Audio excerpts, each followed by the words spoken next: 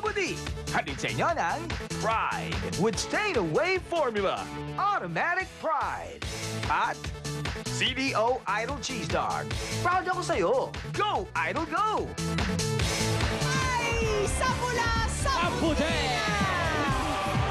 Ay, Ryan, maganda to. Anong Very inspiring.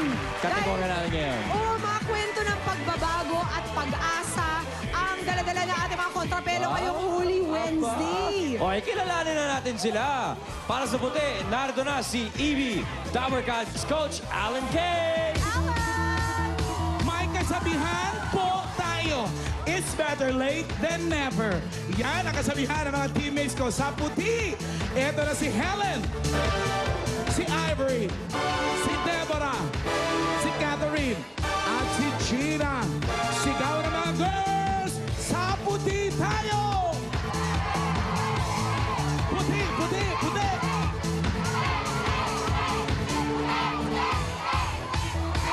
Yay! Puti, puti, puti. Sa pula naman, here's Evie Dabarkad's coach, Kimby De Leon!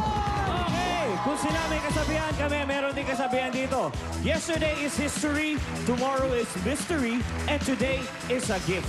Yan ang motto ng mga kasama kong nagbagong buhay. Ito si David, Dennis, Jonathan, Encanto, at Reynaldo. Subukan natin ang mga boys sa pula, pula, pula! Pula, pula, pula! Yun! Eto na. Kahanga-hanga mga kontrapelo natin dahil minsan man silang naligaw ng landas na ituwid naman nila ang mga maling nagawa nila noon. Maganda. O, kasama natin sila para magsilbing inspirasyon sa ating lahat na may pag-aasang naghihintay sa mga taong handang magbago. Habang may buhay, Yan. may pag-asa. Sino naman kaya sa kanila magkakaroon ng pag-asa pagdating sa tanungan? Ngayon na natin yan alamin, Coach Alan. Puti! Sino ang una mong pambato dyan? Siya ay helper sa kantin. Ang talent niya ay singing. Dating nalulong sa masamang bisyo. Eto na, Ivory, Cook now! Hello, hello, hello. Will shade the colors and the trees. He will climb the silver hills, believing what he sees. He will lay down on the ground beneath the old oak tree. He will sleep forever if you try to set him free. Yeah, sail on the wings of the cloud. Where Okay na, Ivory. Ivory. Thank you, Para sa pula. Ivory. Si Coach Sa puti Kimby. naman. Okay. Ito naman dating sampling assistant sa isang dairy company na dati rin nalulung sa masamang bisyo. Ito si Jonathan, ang talent niya ay dancing.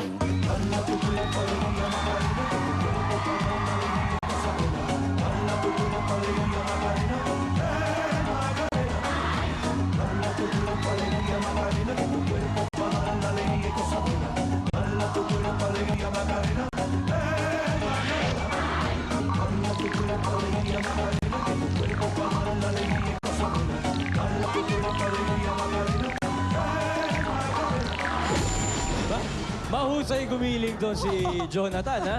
May moves ka, pare, ha? Nahilig naman sa Macarena ngayon si Jonathan. Si Ivory muna.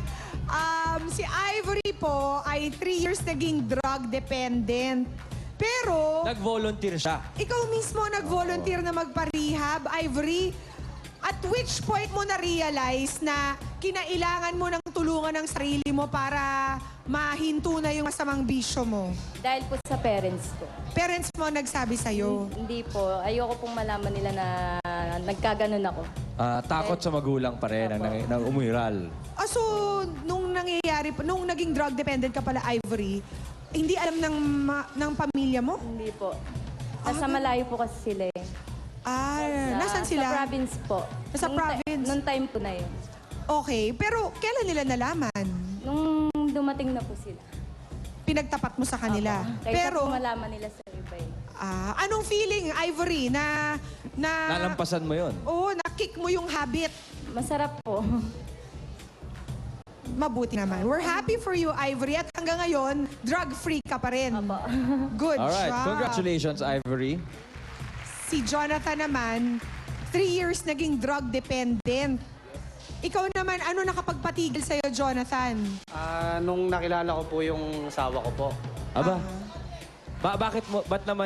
ba't naman na dahil sa asawa mo nagustuhan mong iwanan yung bisyo? Ano ba yung nangyari? Start po nung nakilala ko sa Sher, Aha. ayaw po niya nung may bisyo yung magiging boyfriend niya. Aha. Then, naisip-isip ko, wala naman pong papainatnan yung bisyo na yon. Mhm. Ako na rin po kusang tumigil at para di po masira yung pamilya namin. Alam mo, yun yung sinasabi nila, tama raw yung taong nakilala mo. Pagka bumubuti ka, matapos mo makilala yan. Makes you a better person. Makes you a better person. Andito ang asawa ni Jonathan, si Irish. Ayun, nandito, paring Ryan, si Irish. Irish, ano bang masasabi mo sa asawa mo? Una, nahihirapan siya talaga magbago kasi naging habit niya na yun eh. So, nung 2003 nakilala ko siya, hindi pa ako nabubuntis noon. Tuloy pa rin yung paggamit niya ng masamang bisyo. So, nung nalaman niyang nabuntis na ako, syempre, inisip niya, yung ida-drugs niya, igagamit niya ng bawal na gamot. Ano na lang niya sa akin, gagastusin na lang niya sa akin. Para sa kapakanan ng pamilya. Well, we're happy for you, Jonathan at Irish. Maraming salamat sa'yo. Good luck sa inyong dalawa, Ivory, Jonathan. Ito ang category number 1. Plus or minus. Mathematics ang kategorya 1 at ang tanong ay manggagaling kay Tony. Okay, thank you. Compute muna tayo ngayon. Ito, ang question nyo. Kung uminom ka ng 8 baso ng tubig sa isang araw, ilang baso ang maiinom mo sa loob ng 3 araw? Oh, puti! Ang naunang pumindot. 21. Ay! 21 ba sabi 21 mo, ang Ivory? unang sinabi ni Ivory. Tony, is that correct? Naku, Ivory, hindi. Mali yun. Mali! Jonathan! Chance to steal. 26. 26 ang sagot ni Jonathan. Matapang na sinabi. Naku, Jonalan. Mali pa rin yun. Ang tamang sagot ay 24. Okay.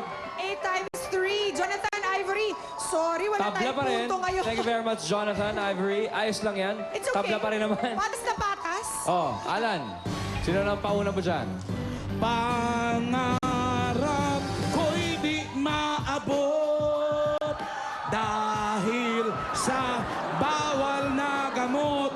Pero dahil tumigil na sa bawal na gamot, abot na abot niya itong kakantahin niya. Gina Abud!